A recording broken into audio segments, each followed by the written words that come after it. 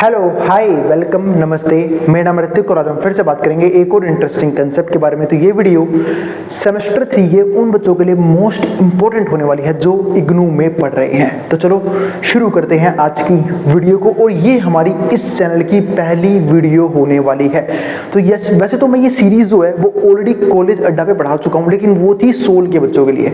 अब जो हम पढ़ रहे हैं वो पढ़ रहे हैं इग्नू के बच्चों के लिए, जिनके पास सब्जेक्ट है BECC 105। ये सब्जेक्ट कोड है, ठीक है। और सब्जेक्ट का नाम क्या है? इंटरमीडिएट माइक्रो इकोनॉमिक्स फर्स्ट, जिसकी बात हम करने वाले हैं इस वीडियो में, ठीक है। तो उससे पहले कुछ इंपॉर्टेंट बातें कर लेता हूं, क्योंकि चैनल की पहली वीडियो है। तो भाई प्लीज चैनल को सब्सक्राइब जरूर कर देना और उन बच्चों में शेयर भी कर देना जिन बच्चों के पास ये वाला सब्जेक्ट हो, या फिर जो इग्नू में पढ़ रहे हैं और उनके पास सेम ही सब्जेक्ट है। और आने वाले वीडियोस में मैं और भी सब्जेक्ट्स को कवर करवाने वाला हूं, सिर्फ इग्नू के बच्चों के लिए।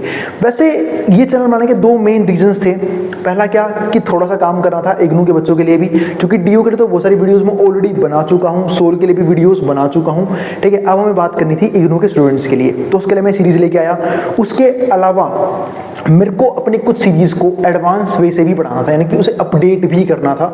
ऐसा नहीं है कि सिर्फ वीडियो इग्नू वालों के लिए इंपॉर्टेंट है, ये वीडियो डीयू और सोल के लिए भी इंपॉर्टेंट है, लेकिन कुछ टॉपिक्स डिफरेंट है। तो आप टॉपिक वाइज जो है ना वो चीजों को देख सकते हो। अगर जैसे ये टॉपिक तो दोनों में ही है, सोल के बच्चों के लिए भी है, इग्नू के बच्चों के लिए भी। और मोस्टली जो इस सीरीज के जो भी टॉपिक्स है ना दोनों ही के लिए है, सोल के लिए भी और इग्नू के लिए भी।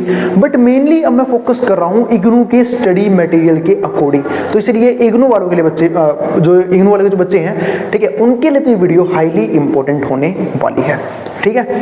तो भाई अभी तो फिलहाल मैं वीडियो दोनों चैनल पे डालूंगा, कॉलेज अड्डा पे भी डालूंगा और इग्नू अड्डा जो मेरा नया चैनल है उस पर भी डालूंगा। तो प्लीज जाके उस चैनल को सब्सक्राइब जरूर कर देना और उन बच्चों में शेयर भी कर देना सेम वीडियो को जिनका इग्नू में एग्जाम होने वाला है सेम सब्जेक्ट का, ठीक है। तो चलो अब देखते हैं क्या पढ़ना है हमें इस सीरीज के अंदर और क्या है हमारा लेसन नंबर 1। और एक और इंपॉर्टेंट बात, इस कंप्लीट सीरीज के नोट्स भी ऑलरेडी प्रिपेयर हो चुके हैं। जिन बच्चों को नोट्स परचेज करने हैं वो इस नंबर पे जाए 9667836336 पे व्हाट्सएप करके नोट्स भी ले सकते हैं।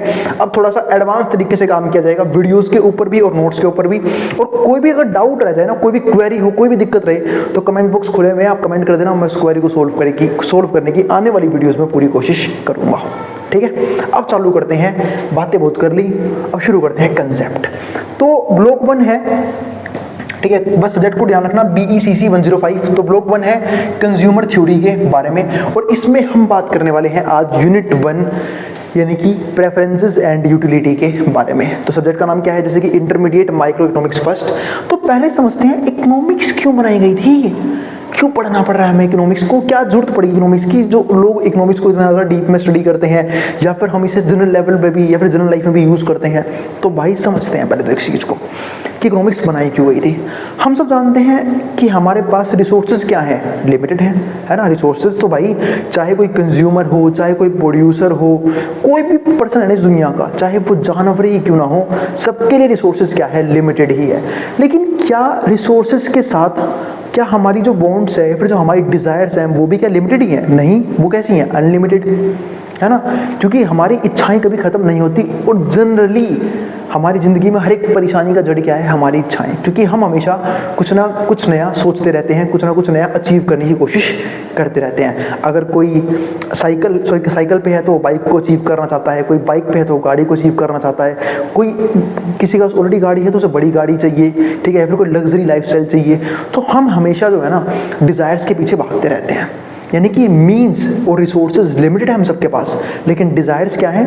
अनलिमिटेड है। और सिर्फ अनलिमिटेड नहीं है, डिजायर्स का एक और इम्पॉर्टेंट फीचर होता है जो डिजायर को, यानी कि हमारी इच्छाओं को और ज्यादा इंपॉर्टेंट बना देता है। वो क्या कि डिजायर्स जो है ना वो क्या है? रिकरिंग इन नेचर है। मतलब एक खत्म होती है दूसरी आती है, दूसरी खत्म हुई तीसरी आती है, तीसरी खत्म हुई चौथी आती है। इस तरीके से डिजायर्स जो है वो नई नई डेवलप होती रहती है। इसी की वजह से इकोनॉमिक्स का जन्म हुआ था। क्यों? क्योंकि हमारे आसपास क्या है? स्कैरसिटी है। स्कैरसिटी का मतलब हमारे पास, हम क्या करते हैं? डिमांड ज़्यादा करते हैं बट सप्लाई क्या है? कम है। यानी कि रिसोर्सेज लिमिटेड है, ठीक है, लेकिन हमारी वांट्स, हमारी डिजायर्स क्या है? अनलिमिटेड है। और हमें जो है ना उस लिमिटेड रिसोर्स में अपने सेटिस्फैक्शन को मैक्सिमम करना होता है, अपनी ज़्यादातर डिज़ायर्स को फुलफिल करना होता है। इसलिए इकोनॉमिक्स मोस्ट इंपॉर्टेंट पार्ट बन जाता है। जनरली लोग इसे ये भी बोल देते हैं कि क्या है? साइंस है मनी का, साइंस ऑफ मनी। है ना। यहाँ पे हम ये क्योंकि आज के टाइम पे सबसे मोस्ट इंपॉर्टेंट रिसोर्स कौन सा है? मनी। क्योंकि मनी के दम पे हम बाकी सारे रिसोर्सेज जो है वो बाय कर सकते हैं, इसलिए मनी की अपने आप में एक इंपॉर्टेंस है। तो इसलिए हम क्या बोलते हैं इसे कि हम मनी को किस तरीके से खर्च करें डिफरेंट गुड्स और डिफरेंट सर्विसेज में, कि एक प्रोड्यूसर मैक्सिमम प्रॉफिट जनरेट कर सकता है और एक कंज्यूमर अपने सेटिस्फेक्शन को मैक्सिमम करना चाहता है। तो इसीलिए हम पढ़ते हैं इकोनॉमिक्स। तो पहले आपको समझ में आया होगा कि इकोनॉमिक्स क्यों पढ़ी जाती है, क्यों जरूरत पड़ी इकोनॉमिक्स की, है ना। इसी की वजह से जो है ना इकोनॉमिक्स पढ़ाई जाती है। अब इकोनॉमिक्स आप सबने पढ़ा है 11th-12th लेवल पे कि दो हिस्सों में बढ़ गई थी, एक माइक्रो लेवल और एक मैक्रो लेवल।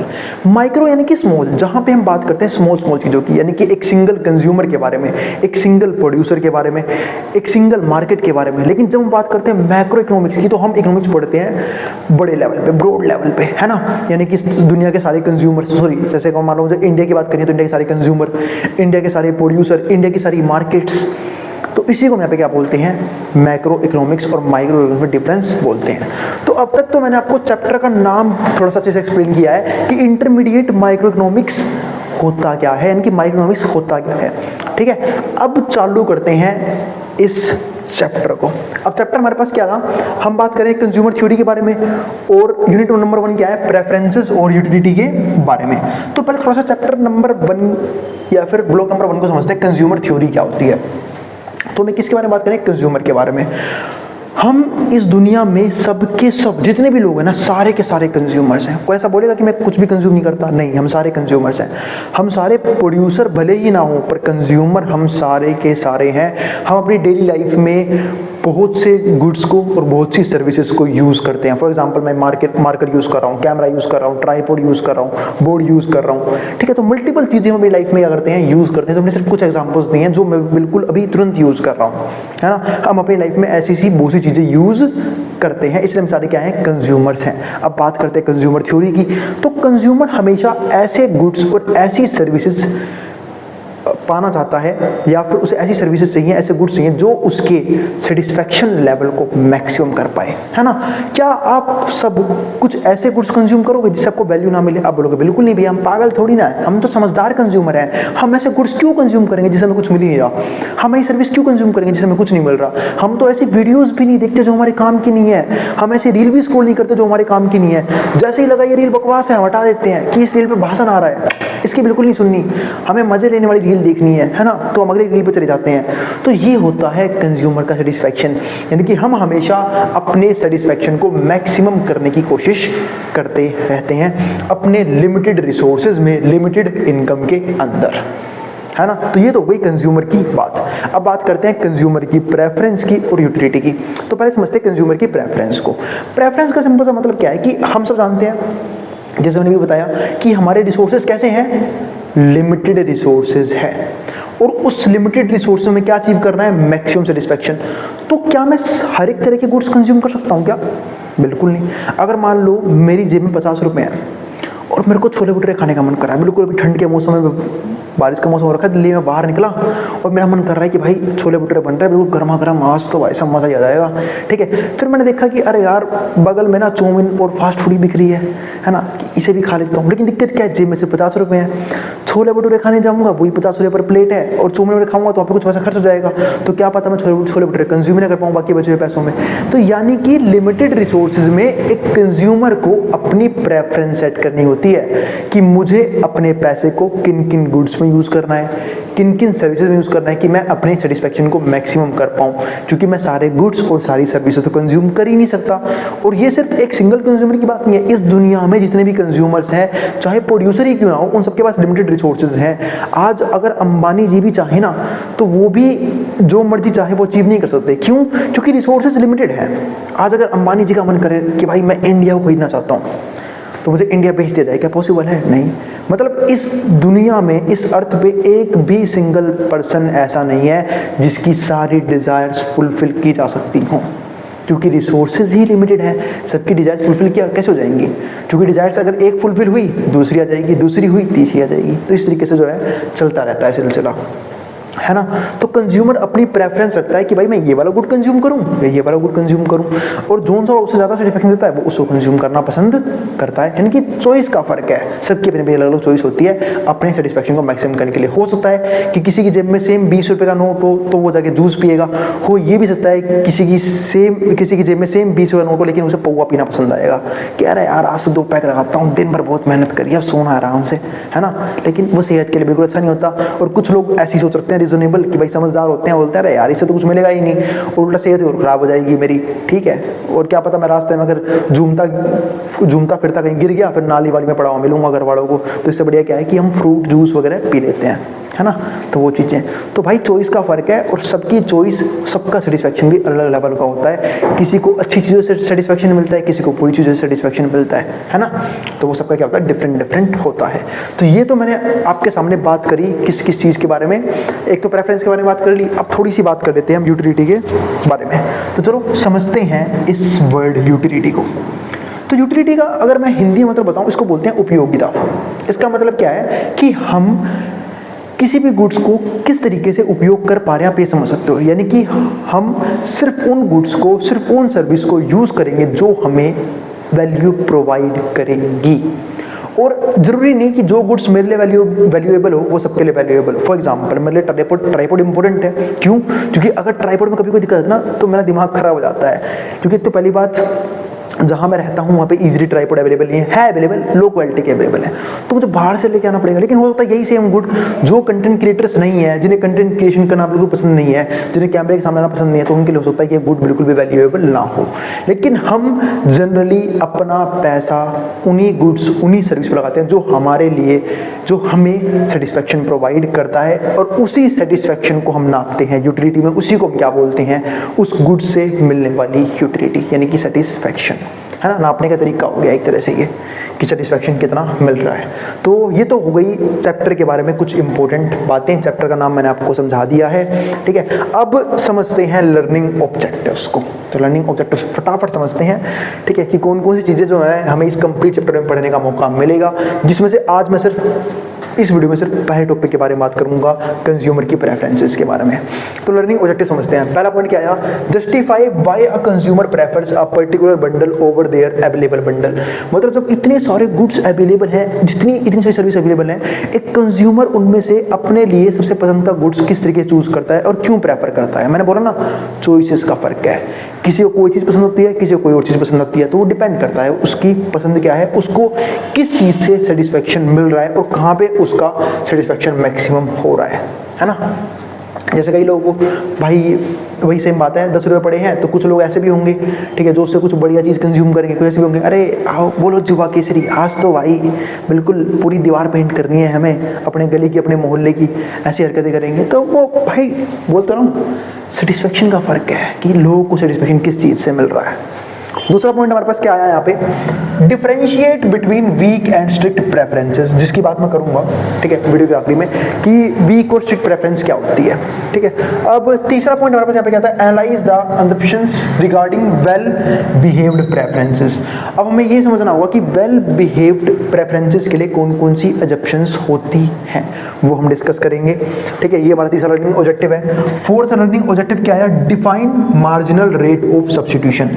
इस बात का मतलब ये है कि एक पर्सन कितने गुड्स को सेक्रीफाइस करना चाहता है, मतलब कितनी यूनिट सेक्रीफाइस करना चाहता है एक गुड की दूसरे गुड को पाने के लिए। क्योंकि हम सबको पता है कि अगर हमें दूसरी चीज अचीव करनी होती है तो हमें कुछ ना कुछ सेक्रीफाइस करना पड़ता है ना। तो वही चीज है, क्योंकि जेब में लिमिटेड पैसा है। अब उस लिमिटेड पैसे में, जैसे मैंने एग्जांपल दिया था ना थोड़ी देर पहले, 50 रुपये पड़े हैं, या तो मैं छोले भटूरे खा लूँ, या फिर फास्ट फूड खा लूँ, या फिर बाकी कुछ वही चाउमीन वगैरह है ना वो सब खा लूँ।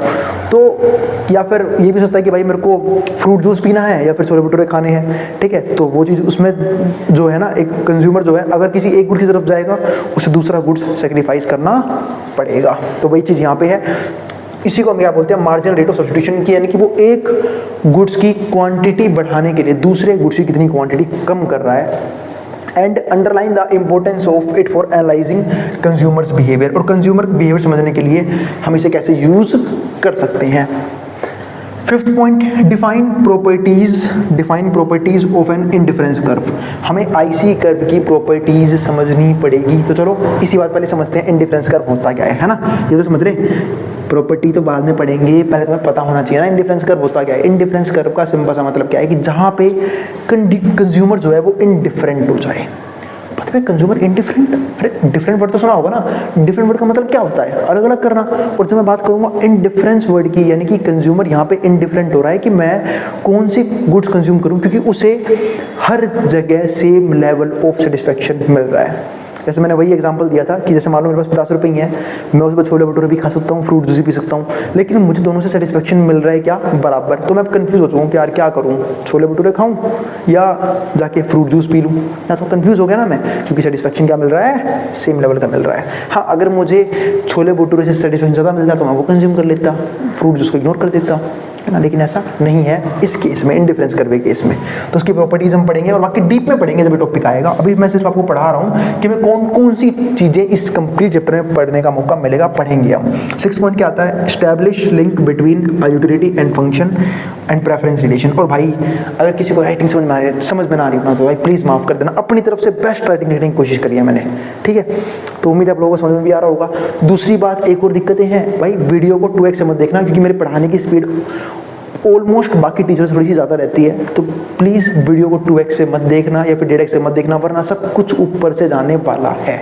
आराम से नॉर्मल स्पीड पे चलने देना। हाँ, जिसको अगर ये स्पीड भी कम लग रही है ना भाई तुम तो बड़ी जीनियस हो, तुम अपनी स्पीड को तेज कर सकते हो, है ना। तो establish link between a utility function and preference relation. हमें यहाँ पे एक लिंक समझना पड़ेगा कि यूटिलिटी फंक्शन में और प्रेफरेंस रिलेशन में क्या फर्क है, मतलब क्या रिलेशन है, कि कैसे यूटिलिटी के जरिए हम जो है प्रेफरेंस को देख सकते हैं यहाँ पे, ठीक है। इसमें आप ये भी समझ सकते हो कि भाई जनरली एक रैशनल कंज्यूमर, एक समझदार कंज्यूमर ऐसे गुड्स को बाय करना चाहेगा, ऐसे गुड्स को खरीदना चाहेगा, कंज्यूम करना चाहेगा जिससे सेटिस्फेक्शन ज़्यादा मिले, इसलिए वो वैसे गुड्स को ही प्रेफर देगा। तो आप ये कह सकते हो यहाँ पे कि जिसकी यूटिलिटी ज़्यादा उसको हम ज़्यादा प्रेफर देंगे, जिससे यूटिलिटी मिलेगी कम उसे कम प्रेफर देंगे। अगला पॉइंट क्या आता है, construct N indifference curve from the utility function. हमें यूटिलिटी फंक्शन से इंडिफरेंस कर्व बनाना चाहिए, वो हम बात करेंगे, जो हम बनाना सीखेंगे। इसके बाद 8th पॉइंट क्या आया, explain the link between the marginal utilities and the marginal rate of substitution. हमें लिंक समझना पड़ेगा कि मार्जिनल यूटिलिटी का मतलब पता है क्या होता है, कि जब भी हम एक प्रोडक्ट की बहुत सारी यूनिट कंज्यूम करते हैं, तो अगली यूनिट जब हम कंज्यूम करेंगे तो उससे मिलने वाली सेटिस्फेक्शन को हम बोलते हैं मार्जिनल यूटिलिटी, ठीक है। और हमें यहाँ पे लिंक समझना होगा कि उसका मार्जिनल रेट ऑफ सब्स्टिट्यूशन से क्या रिलेशन है। इसके अलावा 9th point, figure out some examples of the utility function. हमें कुछ एग्जांपल्स समझने पड़ेंगे यूटिलिटी फंक्शन के अंडरलाइंग इंडिफरेंस कर्व, ठीक है। तो ये तो हो गया लर्निंग ऑब्जेक्टिव। कंज्यूमर की प्रेफरेंस पे बात कर चुका हूँ, फिर भी थोड़ा सा एक बार समझ लेते हैं इसे। तो a consumer makes decision about allocating his limited income among available goods in order to obtain maximum satisfaction utility. तो ये बात तो मैंने सबसे पहले यही बात करी जब मैंने कंज्यूमर थ्योरी पढ़ाई थी, कि कंज्यूमर हमेशा डिसीजन लेता है कि वो अपने लिमिटेड इनकम को किस प्रकार से एलोकेट करे, यानी कि डिफरेंट गुड्स और डिफरेंट सर्विस में उसे बांटे कि वो अपने सेटिस्फेक्शन को मैक्सिमम कर पाए, अपनी यूटिलिटी को मैक्सिमम कर पाए। फॉर दिस ही और she chooses the best commodity bundle. तो वो यहाँ पे कोशिश करते हैं कि हम क्या चूज करेंगे, best commodity bundle that he और शी कैन अफोर्ड, जो वो अफोर्ड कर सकते हैं अपनी इनकम के अकॉर्डिंग। तो the affordability is determined by the budget constant. तो अफोर्डेबिलिटी हमेशा बजट से पता लगती है, इनकम से पता लगती है। Constant the consumer faces which in turn depends upon his और हर इनकम। वो किस पे डिपेंड करती है कि उसकी इनकम यहाँ पे कितनी है, ठीक है। अब आगे देखते हैं, हाँ। तो डिपेंड्स अपॉन हिज और her income and prices of commodity, और कमोडिटी के प्राइसेस पे। तो while the choice of best bundle, जो हम बात करें ना चॉइस ऑफ बेस्ट बंडल की, बेस्ट बंडल खरीदना है हमें, तो is guided by consumers preference. इसी को हम बोलते हैं कंज्यूमर की प्रेफरेंस को, ठीक है, तो कंज्यूमर की प्रेफरेंसेस से अब आगे समझते हैं। तो प्रेफरेंसेस आर सब्जेक्टिव, प्रेफरेंसेस क्या होंगे, सब्जेक्टिव होंगे, सब्जेक्टिव इंडिविजुअल टेस्ट। इसका मतलब क्या है कि प्रेफरेंस सबकी अलग अलग होती है, सबका अपना इंडिविजुअल टेस्ट होता है। That a permit of consumer rank different bundles of goods, जिस तरीके से एक कंज्यूमर जो है ना रैंक देता है अलग अलग बंडल्स को of goods on the basic of utility they give to the consumer. इस बात को देखते हुए कि उसे कितना सेटिस्फेक्शन मिल रहा है अलग अलग बंडल यूज करने से। हो सकता है जब वो किसी मतलब 3-4 बंडल है, अब किसी से सेटिस्फेक्शन कम मिले, किसी से सेटिस्फेक्शन ज़्यादा मिले, तो इसके अकॉर्डिंग वो रैंक प्रोवाइड करता है और अगली बार वो उन्हीं गुड्स को चूज करता है जो उसके सेटिस्फेक्शन लेवल को ज़्यादा रखते हैं, अच्छा रखते हैं, हाई रखते हैं। इंडिपेंडेंट ऑफ कंज्यूमर्स इनकम, अगर हम कंज्यूमर की इनकम को अभी फिलहाल के लिए छोड़ दें और गुड्स के प्राइस को भूल जाएं, ठीक है। Preferences establish the relationship between the bundles of the commodities. तो प्रेफरेंसेस क्या दिखाते हैं, रिलेशनशिप दिखाते हैं the bundles of commodities that a consumer faces, ये कौन कौन से बंडल कंज्यूमर के पास होते हैं। और वैसे बात देखा जाए तो कंज्यूमर जो बंडल बनाता है वो बनाता है एक तो उसके गुड्स के प्राइस के अकॉर्डिंग और उसकी इनकम के अकॉर्डिंग, मेरी दो चीज देखने को मिलती है हमें, ठीक है। प्रेफरेंसेस तो देखता ही है, इनकम और गुड के प्राइस भी देखता है, क्योंकि दोनों चीजें कहीं ना कहीं उसके बंडल को अफेक्ट करेंगे। अगर इनकम ज्यादा है तो वो ज्यादा गुड्स कंज्यूम कर सकता है, ठीक है, लेकिन उसे प्राइस का ध्यान रखना पड़ेगा कि प्राइस उन गुड्स के कैसे हैं, यानी कि दोनों चीजें कहीं ना कहीं उसकी प्रेफरेंसेस को और प्रेफरेंस बंडल को अफेक्ट करते हैं। जैसे फॉर एग्जांपल अगर मान लो किसी की पर्सन की इनकम है, कुछ भी मान लेते हैं इनकम, कोई भी इनकम है, ठीक है, और गुड्स के प्राइस लगातार क्या हो रहे हैं, बढ़ गए, गुड्स के प्राइस मानते हैं एकदम से बढ़ गए, पर उसकी इनकम नहीं बढ़ी, तो क्या अब वो सेम लेवल पर गुड्स कंज्यूम कर पाएगा? बिल्कुल नहीं। अब उसे बंडल में से कुछ गुड्स को सेक्रीफाइस करना पड़ेगा। क्यों? क्योंकि अब उसके पास इतने रिसोर्सेज ही नहीं है, इतनी इनकम ही नहीं है कि वो गुड्स को खरीद पाए। लेकिन सपोज करो कि उसकी इनकम फिर से वही कॉन्स्टेंट है, गुड्स के प्राइस जो है वो क्या हो गए, यहाँ पे घट गए। अब गुड्स के प्राइस घट गए तो इनके उसके पास इनकम एक से ज्यादा है, ज्यादा पैसा बचेगा उसका। अब पैसा बचेगा तो वो और गुड्स को कंज्यूम कर सकता है, यानी कि बंडल में कुछ नए गुड्स भी ऐड ऑन कर सकता है। सेम ऐसे ही अगर मान लो हम मान लेते हैं कि गुड्स के प्राइस जो हैं वो क्या है, उसके कांस्टेंट है। अगर उसकी इनकम बढ़ गई तो ज्यादा गुड्स कंज्यूम कर पाएगा, इनकम घट गई तो कम गुड्स कंज्यूम कर पाएगा, है ना। इस तरीके से जो है कहीं ना कहीं कंज्यूमर जो है डिफरेंट बंडल्स बनाता है गुड्स के प्राइस और इनकम के हिसाब से।